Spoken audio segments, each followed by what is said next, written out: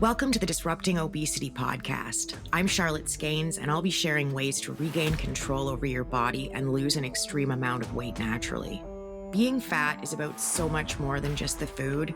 It's about your relationship with food. That means that dealing with your weight is about more than just the food, too. You have to change that relationship. You have to start disrupting obesity.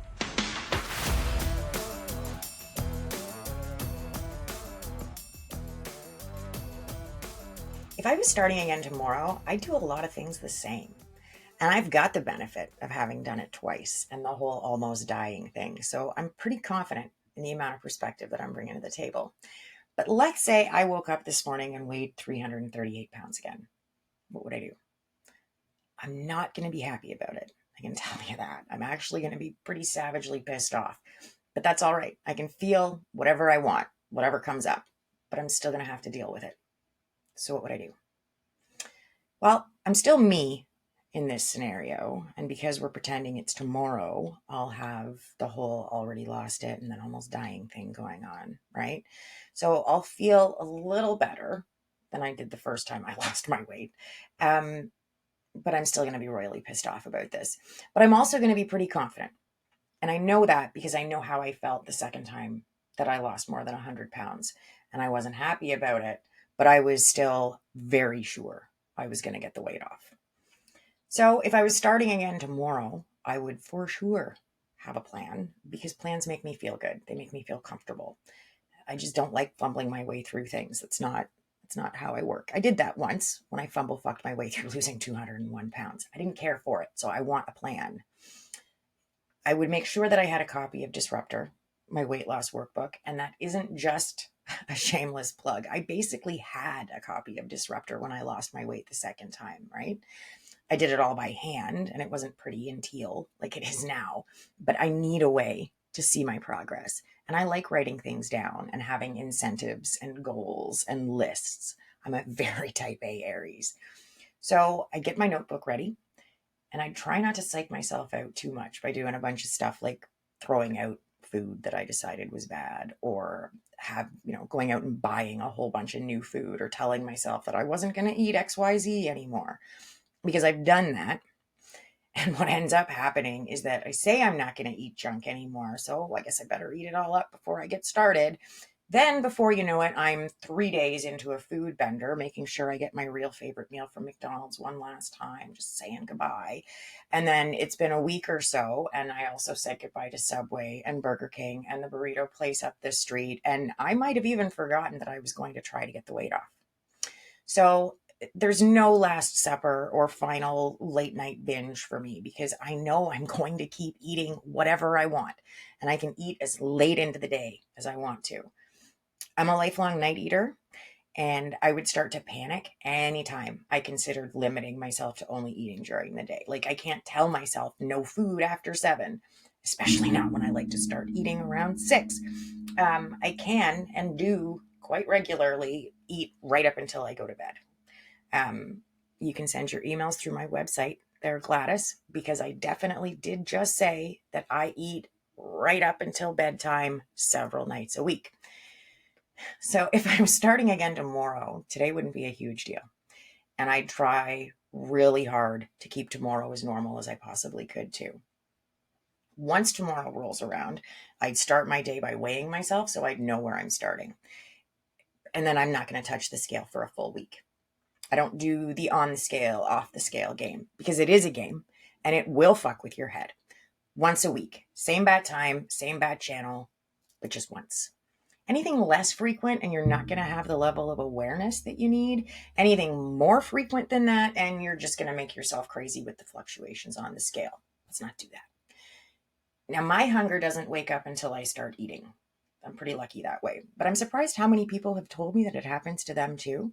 So like if I have breakfast, I'll start thinking about lunch by like 10 o'clock. By noon, I'm ready to chew my own arm off. I want to snack all afternoon. I'll have the big dinner and then I'll want to eat again by 8 at like the latest. And it doesn't matter what time I have breakfast, 7:45, 10:26. It makes no difference. As soon as I break my fast, I'm hungry. If hungry was a person living in my brain, like that kids movie, mine would just keep sleeping until I started eating. So it's going to be a pretty normal day for me. I'm going to track what I'm eating because I need to see it. And since I also need to know that I'm in a calorie deficit this week, so the number on the scale is different next week, I'm going to be tracking everything, all of the things. I also like tracking ahead. So if I know what I'm having for dinner, I'll just enter it, right? That way I know how many calories I have left to play with for the rest of the day. Now, dinner is typically my first meal of the day, but I may already know what I want to have before bed, right?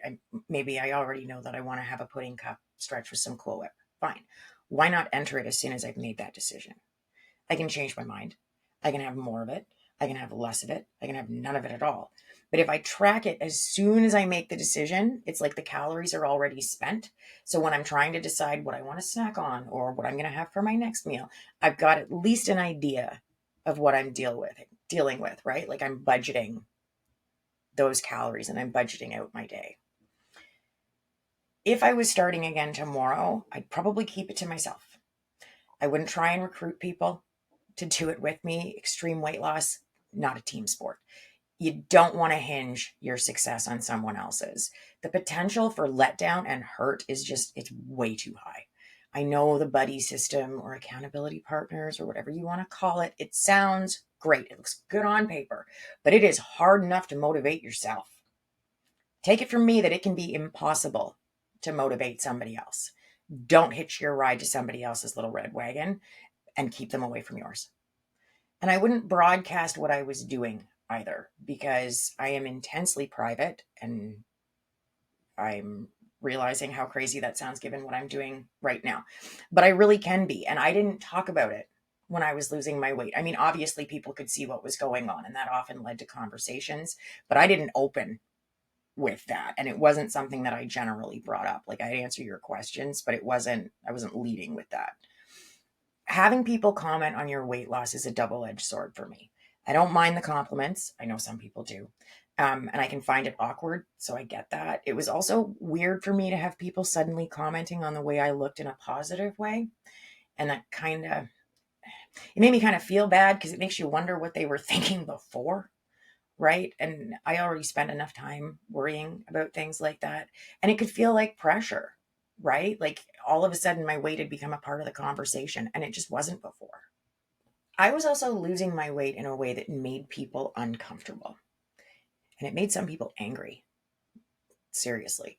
Um, when I was taking off my weight, exercise was king, and the trend was to eat a whole bunch of little meals, right? Starting with a very nutritious breakfast in the morning and basically eating nothing after 7 o'clock at night. So yeah, I didn't, people didn't always like what I was doing. One of the most common questions I got was, how are you doing it? People would want to know how much I'd lost so far, and then they'd want to know how I did it.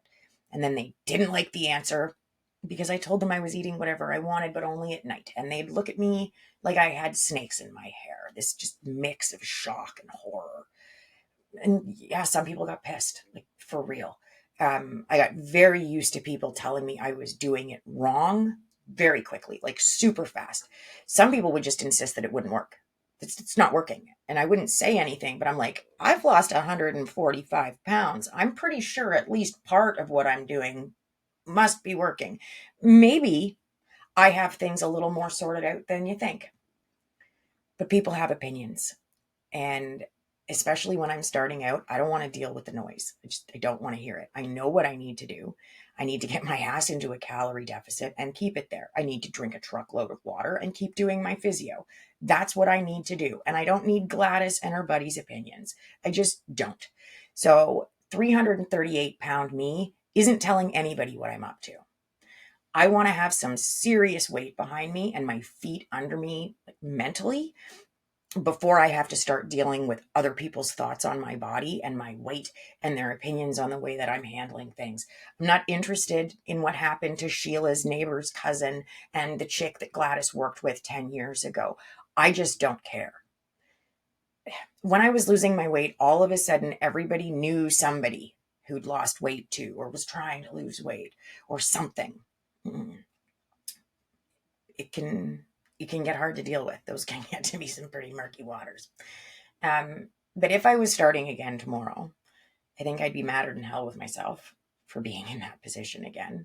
And I know that because I already get moderately pissed at myself when I put on like 5 pounds. I mean, it's not a huge deal. It's just annoying, right? If I had to lose 200 pounds again, I would be really frustrated with myself for the position that I was in. I know now that I would need to explore those feelings just a little bit more. I'd have to figure out what I was up against emotionally so that it didn't slow me down as the weight started coming off. I don't want to end up eating to cope with feelings that I'm having about the process of losing weight again, right? I'm already eating to deal with feelings. So let's just deal with these feelings and get that out of the way. Um, a couple weeks ago, I talked about regain. It's episode 44, I think. We'll link it in the notes. And I looked back at some of the feelings that came up or that can come up when you gain back a bunch of the weight that you lost, or all of it, or you have to lose it all again. I regained about 115 pounds of my weight, and it feels horrible. So I would 3A weigh it. I'd make myself super aware of what I was feeling about having to start this whole thing over again. I would acknowledge what I was feeling instead of just shoving the feelings back down and trying to cover them up with food. Accountability is going to look like all those small incremental changes I'm about to start making. It's the way that I'll start with spread, sprinkle, pour. I'll deal with all of my low hanging fruit just early on because it's the easiest way to do it and it's going to make the biggest splash, right? It's going to make a big enough difference in the beginning that I'm going to start seeing a difference on the scale too. My lowest hanging fruit was a pour. It was pop. And if you need a refresher on spread, sprinkle, pour, check out episode 17. It'll be in the notes too. Basically, if you do one of those things with a food item, you want to know how much you're using. Things you spread, sprinkle, or pour tend to be really calorie dense. And a lot of them, like mayonnaise at 100 calories a tablespoon, have a lower calorie option, like low fat mayo, which is 40 calories a tablespoon. And no, it's not exactly the same, but it is a decent alternative to obesity. And if you don't like that option, you can always use incrementally less real mayo, which is what I did because I'm a very big fan. I can easily put 4 tablespoons of it onto a sandwich. So if I cut back by even half a tablespoon, I'm saving 50 calories right there. A few more little changes like that over the course of the day, and I am well on my way to hitting my deficit, right? So I'm going to start with my sandwich. I'm going to start with the salad dressing and the extra cheese I like to add to my frozen pizzas. But I started to tell you about my thing with pop, which is my ultimate pourable. I drank like 4 liters of it a day, which is a fair bit of pop. It was regular pop. It's also my entire day's calories now, which is just under 1,700 calories, and it was 462 grams of sugar. And I know I don't do sugar tracking for extreme weight loss, but I'm just pointing that out because it's completely insane, and I had no idea at the time that I was taking that much in. I mean, I knew it was a lot, but that's more than a pound of sugar a day. So that's, yeah. I had a TDEE of 3,500 at my heaviest. So theoretically, I could find a way to keep my pop habit going, like I could. But I really like to eat. And it came down to a choice. I love pop, but I loved food more. But I really love pop, so I switched to diet when I was losing weight, and it was hard. I really don't like the taste of aspartame, especially the aftertaste of aspartame. And there weren't as many choices back then. Like there was no Coke Zero, right? You could have regular or you could have diet. That was it. But I wanted to eat my calories, not drink them. And I wasn't willing to cut pop out of my life. So that just, it was not a sustainable choice for me. Just mentally, I knew I couldn't do it. So I made the switch, which was probably enough on its own to put me in a deficit each day, at least at the very beginning. So I would start with things like that. I'd track what I was eating and get an idea of how many calories I was taking in because I want to have a baseline. So I'd eat like normal and track just insanely accurately for a couple of weeks, and then I'd work out a daily average. My TDEE was 3,500, but I was eating more than that because I was consistently gaining weight. So let's say I was averaging 4,200 calories a day. On day one, I am not going to start trying to eat 500 calories below my TDEE and just drop to 3,000 a day. That is too big of a jump. I'm not going to make it. I'm going to be like Wile E. Coyote and just launch myself into the air, but I'm going to end up sliding down the cliff face on the other side. I'm not going to make it. It's just going to be a big splat. They wonder why people give up so quick. I don't. Pick me because I've got the answer. We keep launching ourselves off the cliff and chasing these crazy calorie drops, and then we can't sustain it. Splat. So if I'm starting tomorrow and I'm used to taking in an average of 4,200 calories and I drop down to 3,000 and try to keep that up, I'm for sure going to be sliding down the side of that cliff before a few weeks are out. I've completely set myself up to fail. So here's what I'm going to do instead. I'm going to drop to 4,000. I'm used to 4,200, right? So I'm going to drop to 4,000. Screw the TDEE and forget about going 500 calories lower. Small incremental changes. That's where it's at. I have 200 pounds to lose. So I'd much rather keep going than only make it to week 5 before I can't take it anymore. How about no? 4,000 for a week, maybe 2 if I'm really struggling. Then I'm going to drop down to 3,800 for a week, maybe 2. Remember, it's about being able to keep going. It's not about doing it as fast as I can, because I already know that doesn't work. I can't sustain it long enough to get the weight off. And even if I do, I can't sustain keeping it off because all I did was focus on getting it off. So guess what I'm going to drop to the following week? Yeah, 3,600. And I'm going to rinse repeat on that until I get down to 3,000. And here's the thing. I know that it's going to take a minute. But if it's going well and I'm not struggling, there's nothing saying that I can't drop by 300 one week and see what happens, how I feel. But these first few weeks are pretty critical. I'm setting the tone. And I like to start the way I intend to continue. And the whole point here is that I intend to continue. So my priority is ensuring sustainability, not getting there as fast as possibly can. And here's the thing. You want to give yourself space to figure out the whole calorie tracking thing. If you're frustrated and pissed off and upset because you feel like you're starving, you don't have the mental space to figure out the tracking, to build that habit, because you're going to need it. And it's going to get harder in the sense that the number of calories that you have right now is the most you're ever going to have. And it gets easier in the sense that you learn how to use them more wisely and which foods keep you feeling fuller longer and which time of day works best for you, and you change your relationship with food. All of that is totally true. And it's also totally true that the number of calories you have now is the most you'll ever have.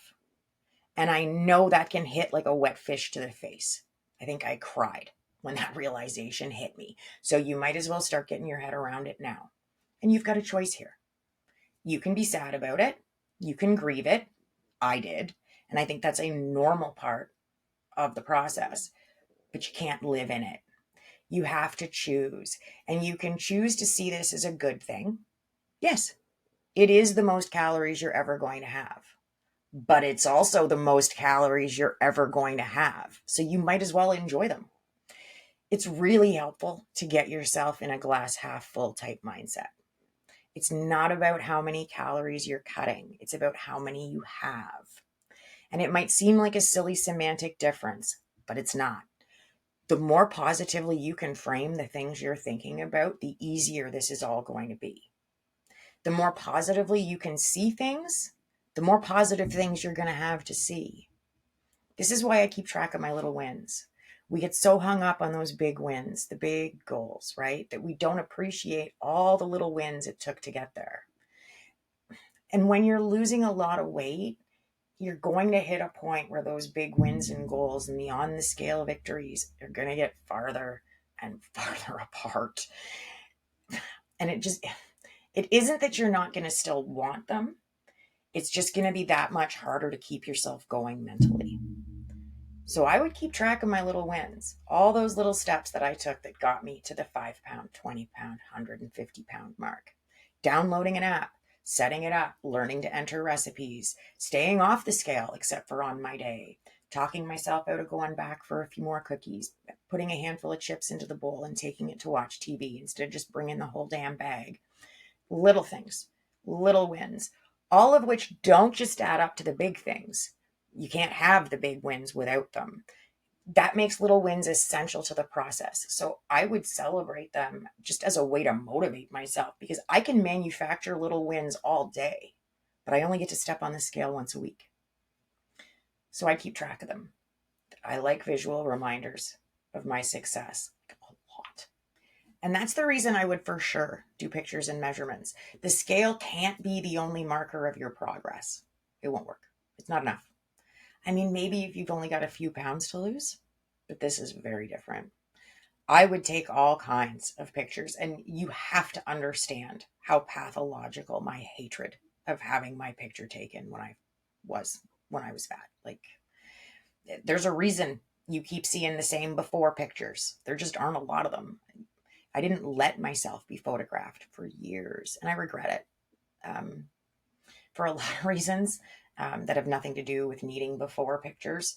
Um, I look back now and just this whole chunk of my relationship with Sean and my friends and my family, it's not there. And I have serious memory issues. So I need things like photographs to help me remember. So if I was starting again tomorrow, I would take the damn pictures. I would hate every minute of it, but I would do it because I've learned that sometimes you just don't see the changes yourself. You have to put two pictures of yourself side by side and go, holy shit. I would measure too. My neck, my arms, my ankles, all of it, everything. My favorite trick for this one is to use yarn. And then you keep the lengths. You can put them all together because then you can watch them get smaller and smaller in real time. I think that one's a lot of fun. Please believe me that it's going to be a lot more effective to look at those shrinking strings than it will be to see the difference in your slowly shrinking thighs. I'd keep a log too, exactly like the ones in my workbook, and I would retake those measurements every month. All right. What else would I do? It's tough because there's not a lot of prep involved when my plan is to just keep eating the food that I already eat, right? I mean, I might go pick myself up a pretty little journal to keep my thoughts in, mostly because I'll just use any excuse I can find to pick myself up a pretty little notebook. Um, and I might use that book to track my water intake because I would watch that for sure. And I would up it gradually to at least 90 ounces a day because I really struggle with water. I always have. I'd rather drink just about anything else. I almost have to make it a punitive thing. Like I can't have any pop until I drink all of the water I need each day. I've had to set a recurring alarm in my phone so that every time it goes off, I take a drink. Basically, I just tether myself to my damn water bottle. No, and I don't let myself drink anything until I get it all in. That's probably the most effective for me. But the phone alarm is pretty helpful too. It's also a daily goal that I set for myself in my weekly planner, even now, so that I've got a box to check every day if I do it. I struggle with water. Then I've got this whole kidney thing going on now, so I have to drink 3 liters of it a day. And now I have to start incorporating orange juice also for my kidneys because my citrate levels are too low. And I won't add lemon juice to my water because drinking water is hard enough without adding lemon to it. And I know a lot of people like it, but not this little black duck. I can't stand it. I'm not particularly fond of orange juice. Not in small part because at 120 calories for 250 milliliters, the damn stuff, and it's got 23 or so grams of sugar, you might as well have pop because it's 27 grams of sugar and 110 calories for the same amount. Yes, Gladys, put the keyboard down. I know all about how much better the orange juice is for me than the pop is. Vitamin C is wonderful. And remember how, like, less than a minute ago, I said I had to drink the stuff for my kidneys. I don't need an email. I already got the memo. But in this scenario, I'm losing weight. So if I get to pick and choose, I'm picking the cola over the orange juice all day when it's for extreme weight loss, Gladys. So put that in your email. If if I was starting again tomorrow, I'd be taking things just a day at a time and trying not to get too far ahead of myself. Losing a lot of weight is overwhelming. And yeah, it's great. It's great to think about how awesome you're going to feel when you get to your goal weight. I love the visualization stuff. But it's also great to deal with the overwhelm by just dealing with what's directly in front of you. Just those little steps. We all know that the way you eat an elephant is a bite at a time. So just keep your eye on your fork and not on the massive plate in front of you. Weight's the same. We think about it in terms of the nice round goal numbers, but you can't get, to pound number 50 without losing pound 37 and 12. They all count. And I want to help. as much as I can. So I've created a couple of things for you. The first is my free guide to getting started for the last time. We'll pop a link in the notes. And the second one is my weight loss workbook, Disruptor. And you can find it on Amazon by searching for Disruptor and my name, Charlotte Skanes. Next week, I'm coming back with a big announcement about the third way that I want to help you. So if you haven't already, make sure you subscribe so that you don't miss it. And I really do appreciate it. If you've already subscribed, thank you so much. That's the number one way. Probably, yeah, it's probably the number one way that you can help me. And I really do appreciate it. Keep trying, keep tracking, don't be intimidated, and don't give up. You've totally got this. Thank you for listening to Disrupting Obesity with Charlotte Skanes. If you know it's time to take back control, lose the weight, and keep it off, reach out to me privately with a direct message on Instagram that says ready, so you can start disrupting obesity.